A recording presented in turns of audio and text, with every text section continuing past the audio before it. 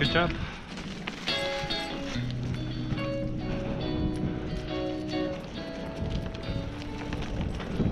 Good job. You can leave it though. It's just a bird.